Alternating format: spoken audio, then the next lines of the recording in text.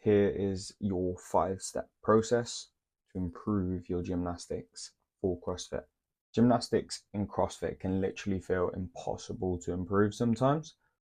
You might hit a good rep here and there, but then when it comes into a workout, it all seems to go to shit and you find yourself wondering, what is it that I need to do to improve?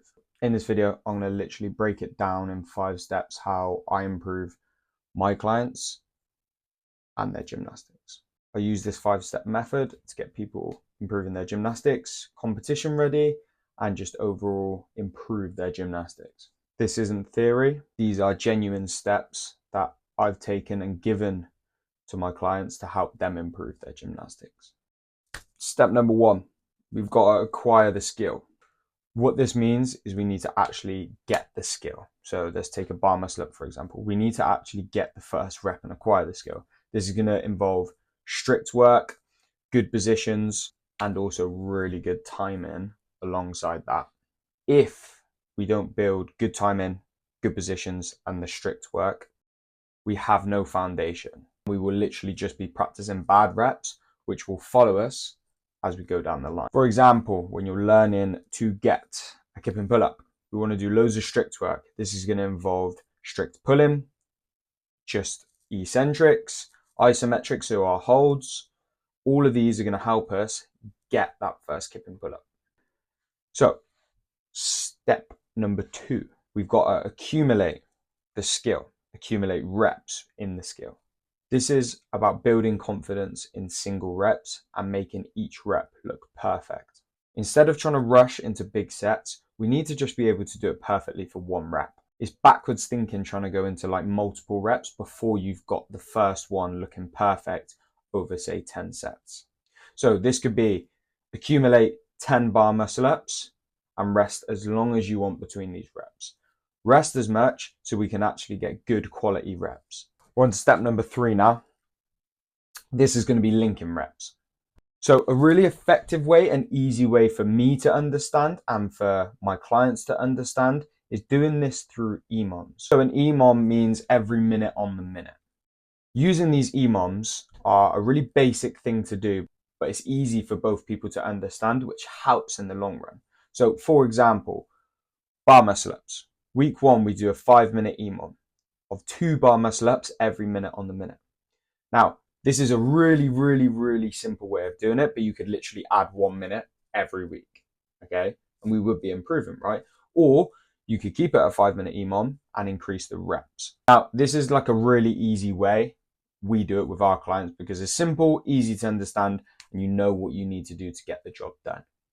Also, as the person doing this, you can understand whether you're improving quite easily.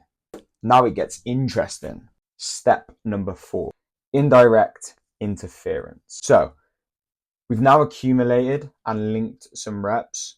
What we need to do now is put it in with another movement, but not to the detriment of the movement itself.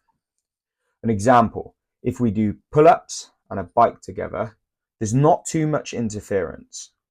Whereas if we did pull-ups and rowing, we're effectively doing 2 of very similar movements and targeting similar muscle groups, which is going to be direct. So we want to be indirect at first, and then step 5, direct, okay? This forces you to practice under fatigue or when your heart rate's a little bit higher, but without messing you up too bad too quickly. The goal is to start preparing you for these CrossFit workouts where there's a lot of direct interference. Which leads me on to number 5.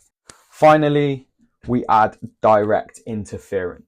This means combining movements that directly hit the same muscle groups. Like I said, it could be rowing and pull-ups. It could be bar muscle ups and burpees. This is the closest thing to competition and the hardest part to get to. When you can have direct interference and actually hold the same movements, the same timing, and the same amount of reps, then you know that movement is in a good place. Now, this 5-step process you can literally use through any movement you want. I've literally used this same system with clients of mine who have really hectic life. and you can see insane progress in just a few weeks. So, to go through the 5-step process again. Number 1, learn/acquire the skill. Number 2, accumulate singles. Number 3, link through structure. An easy way to do this, as we explained, was EMOMs. Number 4, indirect interference. Number 5, direct interference. If you want help applying this process to your training, drop me a message and I will walk you through and help you through this exact structure in your training.